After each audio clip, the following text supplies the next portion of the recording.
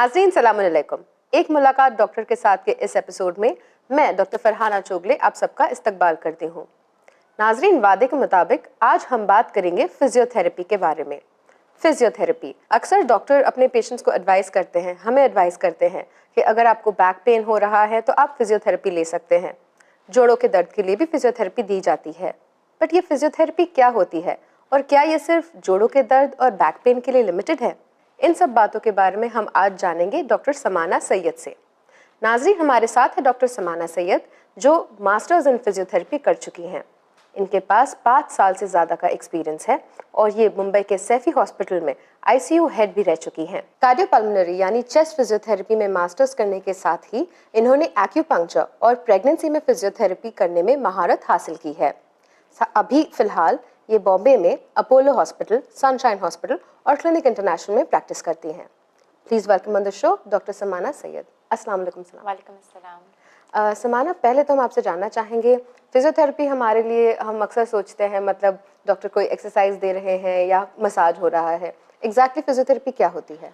सो physiotherapy एक branch है health care की, मेडिसिन की, जिसमें यूजुअली हम ट्रीट करते हैं ऑलमोस्ट सारे डिजीज़, इंजरीज़, डिफॉर्मिटीज़ जो पेशेंट के अंदर होते हैं विदाउट यूजिंग ड्रग्स के बगैर या मेडिकेशन के बगैर हम ट्रीटमेंट देने की कोशिश करते हैं बाय फिजिकल मीन्स में मतलब हम मैनुअली और मशीन्स, करंट्स, वेव्स के यूज़ के साथ साथ जितना प्रोवाइड कर सकते हैं treatment, we try to do that. So physiotherapy में यूजुअली जो लोगों का एक नोशन, एक मिथ बन गया है कि फिजियोथेरेपी जब भी कोई भी डॉक्टर बोलता है तो डॉक्टर बोलते हैं कि आप एक्सरसाइज करने जाइए, आप जाके मसाज कराइए। वो एक बहुत ही छोटा सा एक मिथ है लोगों का कि हाँ ठीक है, अभी हमें एक्सरसाइज के डॉक्टर के पास जाना है, जो एक्चुअल में गलत है। मैं ये नहीं बोलूँगी exercise is not a part of physiotherapy. Exercise बहुत इंपॉर्टेंट पार्ट है फिजियोथेरेपी का, क्योंकि physiotherapy means physical therapist. But exercises खाली एक चीज़ को डिनोट नहीं करते हैं। हमारे फील्ड में हम ऑलमोस्ट 80% ऑफ डिजीजेस को कवर करते हैं। ये नहीं बोलेंगे कि पूरा ट्रीटमेंट के लिए, बट पूरी एज अ पूरी जो मेडिकल टीम होती है उसका एक बहुत ही इंटीग्रल पार्ट होता है फिजियोथेरेपी। लाइक जैसे बहुत नॉर्मली लोगों को पता है स्पाइनल पेन होता है, बैक पेन होता है, जॉइंट्स का जो भी पेन है उसका ट्रीटमेंट फिजियोथेरेपी है। फिजियोथेरेपी में usually what we do is हम एक्सरसाइज तो कराते ही हैं लोगों को, बट वो सेकेंड पार्ट है ट्रीटमेंट का। फर्स्ट पार्ट जो मेन पार्ट है ट्रीटमेंट का वो पेन रिलीफ है। पेन रिलीफ में हम वेरियस करंट्स और वेव्स को यूज़ करके पेशेंट के टारगेटेड एरिया को ट्रीट करने की कोशिश करते हैं। लाइक जैसे अब रशियन करंट्स, आईएफटी करंट्स, आप करंट्स को अगर थेरेपेटिक यूज़ में लाएं तो आप उससे अपनी स्वेलिंग, रेडनेस, आपका पेन सब कुछ क्लियर कर सकते हैं। इनफैक्ट पेन रिलीफ अगर आप फिजियोथेरेपी के थ्रू लेंगे तो आपकी जो पेन किलर्स की डिपेंडेंसी है, जो आपके ड्रग्स की डिपेंडेंसी है, वो थोड़ी कम हो जाती है। जैसे कि मैं आपको एग्जांपल दे दूँ, आर्थराइटिस एक बहुत ही कॉमन प्रॉब्लम है जिस सारे पेशेंट फेस करते हैं। आर्थराइटिस एक ऐसी डिजीज़ है जो रिवर्सिबल नहीं है, आप उसको इंटरनली ट्रीट नहीं कर सकते हैं, बट द ओनली थिंग जो आप कर सकते हैं उसके लिए आप उसके पेन को कम कर सकते हैं। पेन को कम करने के लिए कंटिन्यूस पेन किलर्स लेना is not a good idea, क्योंकि वो आपके बाकी इम्यून सिस्टम को, आपके बाकी किडनी, लिवर सबको अफेक्ट करता है।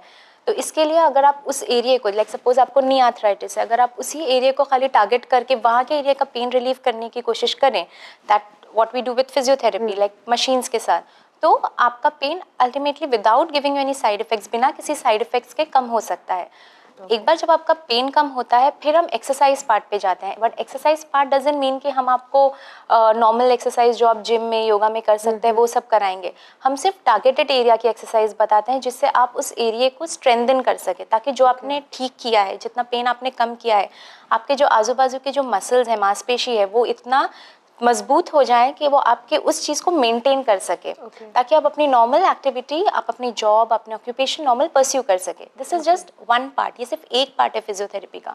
इसके अलावा भी फिजियोथेरेपी बहुत सारे ब्रांचेस में डिवाइडेड है, जैसे sports injury, normal sprain, ankle sprain, tennis elbow. Sportsman को देखते हैं, स्पोर्ट्समैन को आप देखते हैं, फिजियोथेरेपिस्ट कंपलसरी रहता है, क्योंकि इमीडिएट पेन रिलीफ आपको फिजियोथेरेपी से ही मिलेगा, एंड ना परमानेंट पेन रिलीफ। हम लोग इमीडिएट तो एक बार पेन किलर आपने ले लिया ठीक हो जाएगा, but permanent pain relief root cause से निकालने के लिए, specially in sports injury, physiotherapy बहुत इंपॉर्टेंट रोल प्ले करता है। सिमिलरली न्यूरो केसेस में, जैसे न्यूरोलॉजिकल पेशेंट्स होते हैं, पैरालिसिस, फेशियल पैल्सी, या बच्चों की जो बीमारियां होती है born with abnormalities, cerebral palsy, उसमें भी अगर आप देखें तो लॉन्गर डिपेंडेंसी पेशेंट का सिर्फ फिजियोथेरेपी से ही होता है। जैसे हम बोलते हैं बेड से पेशेंट को खड़ा कराने का पूरा काम एक फिजियोथेरेपिस्ट का ही होता है। Then there is another thing जो बहुत लोगों को बहुत कम पता है, दैट इज़ चेस्ट फिजियोथेरेपी, जो लास्ट 10 ईयर्स में बहुत ही एडवांस हो गई है। चेस्ट फिजियोथेरेपी में हम क्या करते हैं, जैसे मेजर डिसीजेज होती हैं हार्ट और लंग की, उसमें हम उन टाइप के पेशेंट्स को ट्रीट करने की कोशिश करते हैं। चेस्ट रिहैबिलिटेशन एक बहुत ही फेमस टर्म है, जिसमें जो पेशेंट्स जिनका हार्ट अटैक जिनको आया हुआ हो, या तो जैसे कार्डियोपल्मोनरी बाईपास सर्जरी, जो बाईपास की सर्जरीज होती हैं, ब्रोंकाइटिस, एस्थमा, ये सारे पेशेंट्स के साथ हम डील करते हैं। एक फिजियोथेरेपिस्ट का रोल आईसीयू से स्टार्ट होता है, और जब तक वो घर पे अपने ऑक्यूपेशन को ज्वाइन नहीं कर लेता है तब तक के वो रोल कंटिन्यूड रहता है, एंड काफ़ी मेजर रोल रहता है as a team. I am not saying कि अकेले, but as a team with other physicians, cardiologist, physiotherapist एक मेन पार्ट है टीम का। तो नाज़रीन, आपने सुना फिजियोथेरेपी यानी सिर्फ एक्सरसाइजेज नहीं होती है। आज जो फिजियोथेरेपिस्ट है वो आपकी मेडिकल टीम का एक बहुत ही ज़रूरी हिस्सा है, और यही लोग देखते हैं कि ना सिर्फ आईसीयू में बल्कि घर जाने तक, आपके काम पर जाने तक आपका ख्याल रखा जाए। जैसे डॉक्टर समाना ने बताया, एक फिजियोथेरेपिस्ट का काम सिर्फ एक्सरसाइज देना नहीं होता है, मगर बिना दवाई के पेन रिलीफ भी फिजियोथेरेपिस्ट का काम होता है। और ये लोग सिर्फ एक्सरसाइज नहीं, बल्कि जैसे डॉक्टर समाना ने बताया, इलेक्ट्रिक करंट वगैरह भी यूज़ करते हैं ताकि आपको बिना दवाई के असर हो। डॉक्टर समाना, आपने कहा जैसे बहुत सारी डिजीज़ आपने बताया, एक तो आपने चेस्ट के अंदर बताया सर्जरी के बाद फिजियोथेरेपिस्ट का रोल होता है, स्पोर्ट्स मेडिसिन में फिजियोथेरेपिस्ट का रोल होता है, और आपने जैसे बताया न्यूरोलॉजिकल केसेस में आई गेस स्ट्रोक के बाद पेशेंट को खड़ा करना जो होता है वो है, फिर ब्रोंकाइटिस में है, बच्चों की जो डिफॉर्मिटीज़ होती हैं, यानी फिर आपने ये भी बताया कि बच्चों की जो जन्म के टाइम पे जो पैदाइशी खामियां होती है, जैसे कभी किसी के पैरों में तकलीफ हो, या मेंटल इंस्टेबिलिटी की वजह से, या फिर मेंटल रिटार्डेशन की वजह से अगर बच्चों में प्रॉब्लम हो, तो ये सब भी आप ही देखती हैं। कोई लिमिटेशन है फिजियोथेरेपी का, मतलब कोई जगह पे जहाँ फिजियोथेरेपिस्ट रुक जाता है? देखिए, लिमिटेशंस तो हर एक मेडिकल प्रोफेशनल के होते हैं, हर एक अपनी एक फील्ड के स्पेशलिस्ट होते हैं, तो उनको ऑब्वियसली आप 100% कोई भी चीज़ विदाउट इन अ टीम तो नहीं कर बीइंग इन अ टीम नहीं कर सकते हैं। सो हमारा रोल कब स्टार्ट होता है, हमारा रोल फर्स्ट, अगर कोई भी पेशेंट है वो फर्स्ट फिजिशियन के पास जाएगा, एक प्रॉपर रेफरेंस लेगा, डायग्नोस करेंगे हम उसके डिजीज़ को, फिर उसके बाद physiotherapist as a team work करते हैं। लिमिटेशंस में जैसे कि अगर आप मेजर बीमारियां लें, जैसे कैंसर हो या बहुत ही अक्यूट इंजरी हो जिसमें बिल्कुल भी मूवमेंट पॉसिबल नहीं हो, पेशेंट का हील होना ज़्यादा ज़रूरी है, जैसे अक्यूट इंजरी, ट्रॉमा, फ्रैक्चर्स में आफ्टर 4 वीक्स तक के, जब आपको बिल्कुल भी आप अपना हाथ, जैसे हाथ का फ्रैक्चर आप इमोबिलाइज करते हैं, तब तक के हमारा रोल नहीं होता है। उसके बाद जब आप एक बार फ्रैक्चर खुलता है, उसके बाद से हमारा रोल स्टार्ट होता है, क्योंकि फ्रैक्चर के बाद यूजुअली कॉन्ट्रैक्चर्स आ जाते हैं, जॉइंट कभी कभी एबनॉर्मली भी शेप ले लेता है, अकड़ जाता है। तो जैसे अगर रिस्ट फ्रैक्चर होता है, रिस्ट फ्रैक्चर के साथ साथ कभी कभी पेशेंट्स को फ्रोजन शोल्डर भी हो जाता है, आर्थराइटिस हो जाता है शोल्डर का, क्योंकि कंटिन्यूस इमोबिलाइजेशन की वजह से, एक पोजीशन में हाथ को रखने की वजह से, तो उसके बाद हमारा रोल वहाँ से स्टार्ट होता है। तो लिमिटेशंस यूजुअली है सब में, हर एक उसमें थोड़े थोड़े हर एक प्रोफेशनल्स के होते हैं, बट यूजुअली रेफरेंस के साथ आप फिजियोथेरेपी ले सकते हैं, like orthopedician, physician, cardiologist, pulmonologist, इसके रेफरेंस के थ्रू आप फिजियोथेरेपी करना है, नहीं करना है, कितना टाइम करना है, they can help you with that thing. Okay, तो डॉक्टर समाना, आपके नज़रिए में अगर किसी को बैक पेन हो, या अगर किसी के पास डायग्नोज केस है कि नी जॉइंट में आर्थराइटिस है, तो क्या वो डायरेक्ट फिजियोथेरेपिस्ट के पास आ सकते हैं, या पहले डॉक्टर का कंसल्टेशन ज़रूरी है? देखिए, ये एक स्टेप वाइज होता है, जो भी होता है, like usually first line of treatment, आपको नॉर्मल भी पेन हो तो आप पहले फिजिशियन के पास जाइए, वो आपको असेस करेंगे, वो आपको एक्सरे के लिए बोलेंगे या एमआरआई के लिए, और उसके बाद फिर अगर इन केस कोई ऐसी अबनॉर्मलिटी नहीं है जिसमें आपको कंटिन्यूस बेड रेस्ट पहले चाहिए एंड फिर एक्सरसाइज करना चाहिए, then they will advise you to physiotherapist. General back pain के लिए आप यूजुअली डायरेक्ट भी फिजियोथेरेपी के पास जा सकते हैं, स्टिल हम भी आपको ऑर्थोपेडिशियन के पास ही भेजेंगे, so that is how it goes. तो आपको एक स्टेप फॉलो करना पड़ता है प्रॉपरली, बट जैसे नॉर्मल आर्थराइटिस है या बैक पेन है, उसका usually first line of treatment is physiotherapy, but ये एक बेसिक स्टेप है जो आपको फॉलो करना पड़ेगा। जी, तो नाजरीन, आपने सुना, ये बहुत ज़रूरी है कि अगर आपको कोई भी तकलीफ़ हो, जैसे बैक पेन हो या आर्थराइटिस हो, तो पहले आप किसी फिजिशियन के पास जाएं ज़रूर। बेशक वो आपको एक फिजियोथेरेपिस्ट के पास ही भेजेंगे, बिकॉज़ बिना दवाई के वो ही आपका इलाज करेंगे, मगर पहले अगर आप फिजिशियन के पास या ऑर्थोपेडिक या कोई भी सर्जन के पास जाएँ, तो वो आपको सही तरह डायग्नोस करेंगे ताकि फिजियोथेरेपिस्ट सही तरीके से आपकी मदद कर सके। डॉक्टर समाना, फिजियोथेरेपी में आप एक तो आपने बताया आप एक्सरसाइजेस बताती हैं, पहले पेन रिलीफ करती हैं, आपने ये भी बताया आप करंट्स यूज़ करते हैं, तो ये थोड़ा स्कैरी साउंड करता है जो करंट्स है, ये आप थोड़ा इसके बारे में और बता सकते हैं हमें? जी, करंट्स एक्चुअल में बिल्कुल भी स्कैरी नहीं है, बहुत ही बोलने में ऐसा लगता है कि हाँ शॉक लगेगा, ये लगेगा, बट ट्रूली स्पीकिंग एकदम बहुत ही माइल्ड वाइब्रेशन जैसा ही फील होता है खाली हम जब करंट्स देते हैं। नाउ करंट्स में यूजुअली क्या होता है, करंट्स के अंदर अगर हम एक सेटिंग्स के साथ उसको यूज़ करें तो उसके अंदर इतना पावर होता है कि आप कोई लोकलाइज्ड एरिया की स्वेलिंग कम कर सकते हैं उससे, आप वो एरिया को हील कर सकते हैं वेव्स के साथ, आप वो एरिया को रिकवरी लाइक अर्ली रिकवरी की तरफ लेके जा सकते हैं। तो इसके लिए करंट्स यूजुअली हम लोकलाइज्ड एरिया पे यूज़ करते हैं। उससे क्या होता है कि आपकी जो रिकवरी होती है वो इंस्टेंट हो जाती है। लाइक सपोज अगर आपको शोल्डर पेन है या बैक पेन है, आपके अगर कोई भी मस्कुलर पेन का अगर आपको प्रॉब्लम हो रहा है, उसका रीज़न ये होता है या तो आपने वो चीज़ को ज़्यादा यूज़ किया हो या तो एकदम कम यूज़ किया हो। जैसे ज़्यादा देर बैठने के वजह से आपको बैक पेन होएगा, या तो ज़्यादा चलने के वजह से, खड़े रहने के वजह से, ज़्यादा मूवमेंट करने के वजह से। सो इधर ओवर यूज़ और अंडर यूज़। नाउ क्या होता है करंट से यूजुअली क्या, जब आपका before that I want to tell you कि जैसे अगर आपका बैक पेन है तो आपका वो एरिया का सर्कुलेशन कम हो रहा है, वहाँ पे खून की कमी हो रही है। क्यों? क्योंकि वो मसल थक गया है आपका।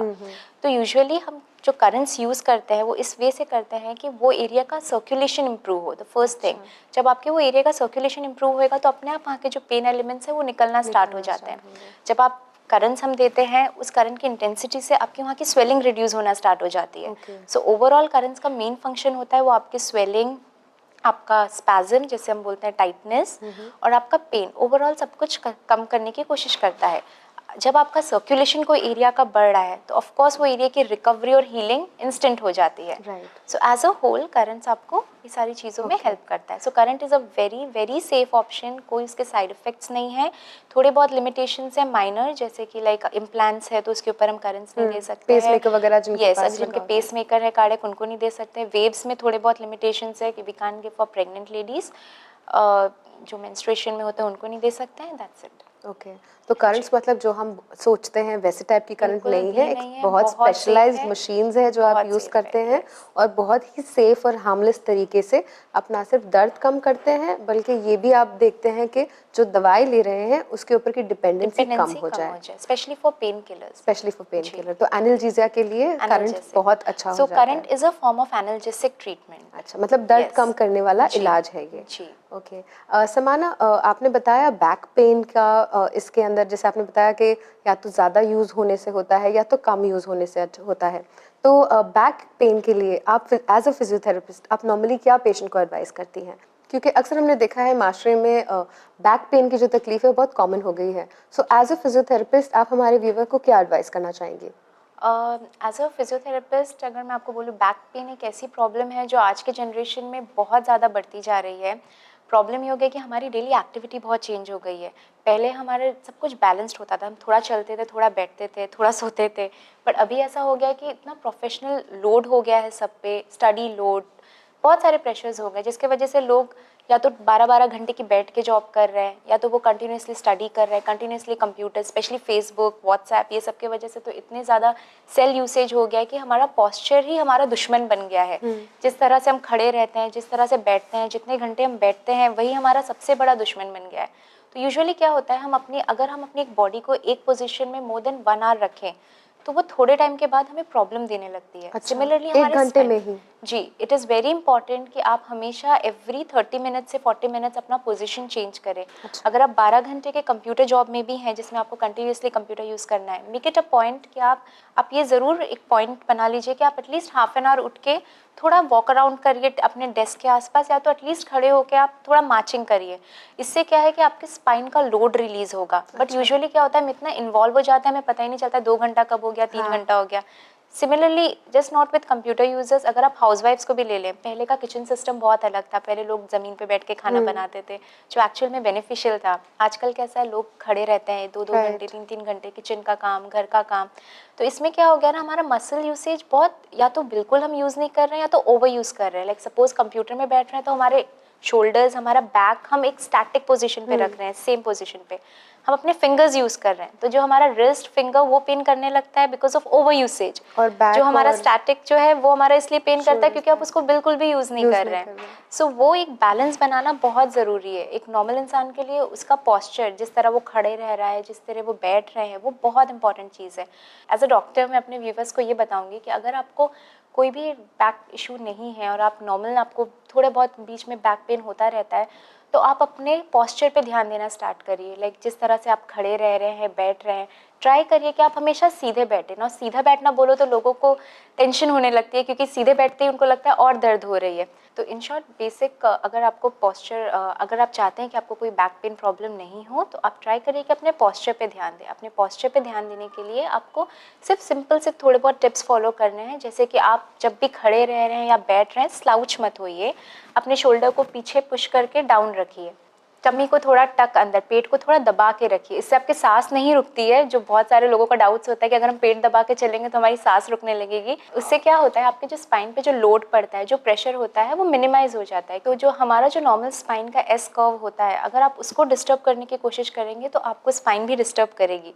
सो इसलिए जैसे नॉर्मली लोगों की आदत होती है झुक के बैठना, बहुत देर तक लंबे खड़े रहना, उसके वजह से आप अपने स्पाइन के स्ट्रक्चर को डिस्टर्ब कर रहे हैं, जिसकी वजह से आपका सारा मस्कुलेचर डिस्टर्ब होता है। सिमिलरली जैसे कि बहुत पेशेंट्स हमारे पास आते हैं घुटनों के दर्द के लिए, बट बहुत बार क्या होता है, उनका घुटनों के दर्द का रीज़न उनके स्पाइन में होता है एंड वो घुटना ट्रीट करते रहते हैं, बट यूजुअली कुछ फ़र्क नहीं पड़ता है। 3 महीना ठीक होता है, फिर वापस आ जाता है।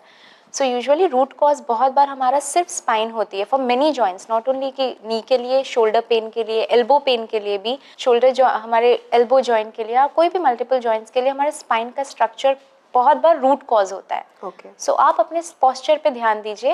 Back pain on end of आता जाता रहता है, दैट इज़ ओके, बट अगर आप कंटिन्यूस एक्सरसाइजेस कर रहे हैं, जनरल एक्सरसाइजेस, वॉकिंग, तो यूजुअली एंड आप सही तरीके से खड़े रह रहे हैं, चल रहे हैं, तो यू कैन प्रिवेंट इट। तो नाज़रीन, आपने सुना जैसे डॉक्टर समाना ने बताया, बैक पेन इसीलिए कॉमन हो गया है क्योंकि हम या तो मसल्स को ज़्यादा यूज़ कर रहे हैं यानी ओवर यूज़, या तो बिल्कुल यूज़ नहीं कर रहे हैं। तो इसके लिए अगर आपको बैक पेन अवॉइड करना हो या फिर अगर आपको बैक पेन हो भी, तो अपना पोस्चर का सबसे ज़्यादा आपको ख्याल रखना चाहिए। जैसे डॉक्टर ने बताया, आप स्लाउच करना यानी बेंड करके बैठना अवॉइड कीजिए। सीधी कमर रखकर, पेट अंदर रखकर अगर आप शोल्डर्स को पीछे पुश करके बैठेंगे तो वो आपके बैक के लिए अच्छा रहेगा। साथ ही साथ अगर आप लंबे दौरान के लिए कोई काम कर रहे हैं तो आधे या पौने घंटे में उठकर थोड़ा स्ट्रेचिंग या फिर थोड़े एक्सरसाइजेस करके आप अपने बैक पेन को अवॉइड कर सकते हैं। डॉक्टर, हमने ये भी सुना है कि फिजियोथेरेपी जो है वो प्रेगनेंसी में भी काम आती है, तो इसके बारे में आप क्या बताना चाहेंगे हमें? सो प्रेगनेंसी में यूजुअली एक ट्रेडिशनल नोशन है कि आप जैसे पहले के लोग बोलते थे कि आप ज़्यादा काम मत करिए, आप ज़्यादा मूवमेंट मत करिए, एक्टिविटी मत करिए, अगर आप जॉब पे हैं तो आप जॉब कंटिन्यू मत करिए। ये एक्चुअल में गलत है, ये एक मिथ था, जो एक गलत फहमी जो हम बोल सकते हैं लोगों में। यूजुअली क्या है, प्रेगनेंसी में एक्सरसाइजेज एक बहुत इंपॉर्टेंट रोल प्ले करती हैं। एक्सरसाइजेज हम 3rd मंथ 2nd ट्राइमेस्टर मतलब प्रेगनेंसी से स्टार्ट कर सकते हैं। तो best part of exercise is that कि प्रेगनेंसी के जो कॉम्प्लिकेशंस हैं वो आप एक रेगुलर प्रॉपरली टेलर्ड प्रोग्राम, मतलब एक जो प्रॉपर एक्सरसाइजेस जिससे आपके प्रेगनेंसी में कोई हार्म ना हो, वैसे टेलर्ड प्रोग्राम के ज़रिए से आप अगर वो एक्सरसाइज करें तो वो आपके बहुत सारे मेजर कॉम्प्लिकेशंस को प्रिवेंट कर सकता है। जैसे कि लाइक आपका बैक पेन है, क्योंकि हमारे प्रेगनेंसी के मसल्स, ऑफ कोर्स मसल्स का स्ट्रक्चर चेंज होता है, बॉडी का स्ट्रक्चर चेंज होता है, जिसकी वजह से बैक पे लोड बढ़ता है, उसकी वजह से बैक पेन होता है। तो अगर आप प्रॉपर एक्सरसाइज टारगेटेड बैक की करते हैं तो आपके बैक पेन में कमी होती है। आपके जो स्वोलन फीट होते हैं, जो पैर सूज जाते हैं प्रेगनेंसी में, उसके भी प्रिवेंशन के बहुत सारे टेक्निक्स हैं, जिसे हम लिम्फेडिमा एक्सरसाइजेस कहते हैं इन प्रेगनेंसी। वो आपके स्वेलिंग को कम रखने की कोशिश करता है, और अगर बिना दवाई के, क्योंकि यूजुअली प्रेगनेंसी में आप मेडिसिन अवॉइड करते हैं। सो बेस्ट थिंग इज़ कि अगर आप अपने पेन को रिलीव करना चाहते हैं तो best thing is to do exercises, एक प्रॉपर टेलर्ड प्रोग्राम, एक इंडिविजुअल बेस्ड, एक हर एक प्रेग्नेंट फीमेल के लिए एक अलग प्रोग्राम टेलर्ड मतलब होता है। ऐसे नहीं कि आप किसी की भी एक्सरसाइज देखकर वो फॉलो करके आप ये यूजुअली बहुत सारे लोग ये करते हैं, बट एक्चुअल में हर एक इंसान के अंदर एक अपने अलग कॉम्प्लिकेशंस है, अपनी अलग कंडीशन है, एक अपनी अलग हिस्ट्री है। तो अपना वेट गेन कितना हो रहा है, कितना न्यूट्रिशनल एबनॉर्मलिटी हो रही है, उसके हिसाब से हम उनके एक्सरसाइजेस डिज़ाइन करते हैं। सिमिलरली जैसे ब्लड प्रेशर के चेंजेस बहुत ही कॉमन है प्रेगनेंसी में। विद प्रॉपर एक्सरसाइज आप अपने ब्लड प्रेशर को मेंटेन कर सकते हैं। जैसे हम कहते हैं प्रेगनेंसी इंड्यूस्ड हाइपरटेंशन, सो प्रेगनेंसी के बाद जो ब्लड प्रेशर इंक्रीज हो जाता है, वो भी अगर आप कंटिन्यूस प्रॉपर एक्सरसाइज करें तो उससे वो मेंटेन रहता है। और उससे चाइल्ड बर्थ में यानी जब बच्चा पैदा होता है बहुत बहुत बहुत काफी फर्क पड़ता है कॉम्प्लिकेशंस हो सकती है। उसके अलावा ब्रीदिंग कंट्रोल, जैसे लेबर पेन के टाइम पे भी ब्रीदिंग कंट्रोल एक बहुत इंपॉर्टेंट चीज़ होती है, तो हम उनको ऐसी ब्रीदिंग एक्सरसाइजेस बताते हैं जिससे आपका लंग कंप्लीटली एक्सपैंडेड रहे। सो ये आपको डिलीवरी के टाइम पे बहुत हेल्पफुल होता है, यानी सांस लेने में दिक्कत नहीं हो, जी बहुत कंट्रोल करता है। अदर देन दैट आपका कॉन्स्टिपेशन का प्रॉब्लम जो बहुत ही कॉमन प्रॉब्लम है प्रेगनेंसी में, वो उसको आपके डाइजेशन को इम्प्रूव करता है, जिसकी वजह से आपको कॉन्स्टिपेशन इश्यूज नहीं होते हैं। इन शॉर्ट, एक सेफ डिलीवरी के लिए और एक safe pregnancy and pain free pregnancy के लिए फिजियोथेरेपी और एंटीनेटल प्रोग्राम जिसे हम कहते हैं, फिजियोथेरेपी एक्सरसाइजेस बहुत ही हेल्पफुल माना जाता है, जो आप 3rd मंथ से स्टार्ट करके 9th मंथ तक के कंटिन्यू कर सकते हैं। And immediately after your pregnancy also आप वापस इस प्रोग्राम को ज्वाइन करके फॉर नेक्स्ट 2-3 मंथ्स कंटिन्यू रख सकते हैं। प्रेगनेंसी के बाद के भी कॉम्प्लिकेशंस आप प्रिवेंट कर सकते हैं। जैसे लोग बोलते हैं कि वो बात मतलब एक फीमेल के अंदर वो एनर्जी लेवल्स नहीं आ पाते हैं, या कॉम्प्लिकेशंस के वजह से यूजुअली क्या होता है कि you can't be the same जो आप प्रेगनेंसी के पहले थे। प्रेगनेंसी के बाद भी अगर आप प्रॉपरली प्रोग्राम फॉलो करते हैं एक्सरसाइजेस का, तो आप वापस पहले जैसे नॉर्मल भी हो सकते हैं। ओके तो नाज़रीन, आपने सुना प्रेगनेंसी के दौरान 3rd मंथ ऑनवर्ड्स आपको फिजियोथेरेपिस्ट आपकी बॉडी के हिसाब से, आपकी प्रेगनेंसी के कॉम्प्लिकेशंस, आपके वेट गेन के हिसाब से आपको एक टेलर्ड प्रोग्राम दे सकते हैं, जिससे कि ना सिर्फ आपके चाइल्ड बर्थ यानी बच्चा पैदा होने के वक्त की तकलीफ़ों को आप अवॉइड कर सकते हैं, बल्कि बाद के होने वाले कॉम्प्लिकेशंस को भी आप प्रिवेंट कर सकते हैं। मगर नाज़रीन ध्यान रखें कि आप किसी और की एक्सरसाइजेस देख के फॉलो ना करें, बल्कि बेहतर ये होगा आप किसी फिजियोथेरेपिस्ट के पास जाकर ही उनसे अपनी बॉडी के हिसाब से अपने लिए एक टेलर्ड प्रोग्राम लें। डॉक्टर, इज़ इट पॉसिबल कि अगर हम फिजियोथेरेपी करें तो उसकी वजह से हम किसी सर्जरी को अवॉइड कर सकते हैं? जी हाँ, ये बहुत ही, आई एम ग्लैड कि आपने क्वेश्चन पूछा। ये बहुत ही फ्रीक्वेंटली आस्क्ड क्वेश्चन है। आप आप फिजियोथेरेपी ट्रीटमेंट से बहुत सारी सर्जरीज प्रिवेंट कर सकते हैं, जैसे कि स्पाइनल, यूजुअली जॉइंट की जो सर्जरीज होती हैं, स्पाइन सर्जरीज होती हैं। फर्स्ट अगर आप एक एग्जांपल ले लें आर्थराइटिस का, आर्थराइटिस में फर्स्ट लाइन ऑफ ट्रीटमेंट जैसे मैंने आपको पहले बताया फिजियोथेरेपी होता है। यूजुअली क्या होता है कि कोई भी डॉक्टर आपको सर्जरी एडवाइस करने से पहले वो आपसे ये कहते हैं कि आप पहले फिजियोथेरेपी लीजिए, अगर आप उससे बेटर नहीं हो रहे हैं then we will opt for surgery. बहुत बार मेजर केसेस में almost I can say 40% 50% cases में ये होता है कि फिजियोथेरेपी से ही आपका पेन रिलीव हो जाता है एंड आप नॉर्मल एक्टिविटी अपनी कैरी ऑन कर सकते हैं। सिमिलरली स्पाइनल सर्जरीज में फिजियोथेरेपी का कंट्रीब्यूशन बहुत ही मेजर रहा है। बहुत सारी स्पाइनल सर्जरीज फिजियोथेरेपी ने अवॉइड किया है, क्योंकि हम उसमें आपके पेन रिलीफ के साथ आपके मसल्स को इतना स्ट्रॉन्ग कर देते हैं कि वो आपके स्पाइन की जो बहुत सारी रीढ़ की हड्डियों की जो एबनॉर्मलिटीज़ होती हैं या रीढ़ की हड्डियों की जो परेशानियों से जो बैक में प्रॉब्लम्स होती हैं, उसकी भी जो सर्जरीज हैं आप सिर्फ फिजियोथेरेपी के साथ अवॉइड कर सकते हैं एक प्रॉपर ट्रीटमेंट के साथ, क्योंकि हम आपके पेन रिलीफ के साथ हम आपके मसल्स को इतना स्ट्रॉन्ग बनाने की कोशिश करते हैं, जिसके वजह से आप एक नॉर्मल एक्टिविटी, आपके स्पाइन में इतनी स्ट्रेंथ आ जाती है कि आप अपनी नॉर्मल एक्टिविटी लीड कर सकें। अदर देन दैट फिजियोथेरेपी में इतनी एडवांस ट्रीटमेंट आ गया है, जैसे कि काइनेसियोलॉजी टेपिंग, जिसमें हम एक टेप यूज़ करते हैं। अगर आपने देखा होगा बहुत सारे स्पोर्ट्स सेलिब्रिटीज़ के पैर में, हाथ में पिंक येलो कलर के टेप्स रहते हैं, आपने एथलीट्स के भी देखे होंगे। These are like part of physiotherapy जो 24 आवर्स ट्रीटमेंट देता है। तो आप वो ट्रीटमेंट लेके न्यूरोडायनेमिक्स, जिसमें हम नसों को रीढ़ की हड्डी से मूव करने की कोशिश करते हैं, दैट इज़ अनदर ट्रीटमेंट। तो ऐसे बहुत सारे और ट्रीटमेंट है। मलिगन थेरेपी, जिसमें हम हड्डियों को वहाँ से मूव करने की कोशिश करते हैं। हम ये ट्रीटमेंट के हेल्प से बहुत सारी सर्जरीज प्रिवेंट कर सकते हैं, बट अगर आप एकदम एंड स्टेज पे नहीं हो तो। सो यूजुअली एवरी ऑर्थोपेडिक, जो भी ऑर्थोपेडिक फिजिशियन है, वो आपको बहुत बार खुद ही फिजियो एडवाइस करते हैं कि आप ये लीजिए तो आपकी सर्जरी प्रिवेंट हो सकती है। तो नाज़रीन, आपने सुना फिजियोथेरेपी वो साइंस है जिसकी मदद से आप ऑर्थोपेडिक सर्जरीज भी प्रिवेंट कर सकती हैं। जी हाँ, यानी अगर आपको बैक प्रॉब्लम हो या आपको आर्थराइटिस जैसी तकलीफ हो तो फिजियोथेरेपी लेने से आपकी तकलीफ ना सिर्फ कम होगी, मगर आगे चल के जो सर्जरी है आप उसे भी प्रिवेंट कर सकती हैं। नाजरीन, आज का हमारा एपिसोड है फिजियोथेरेपिस्ट डॉक्टर समाना सैयद के साथ। अभी हम लेते हैं एक छोटा सा ब्रेक। आप देखते रहिए चैनल विन।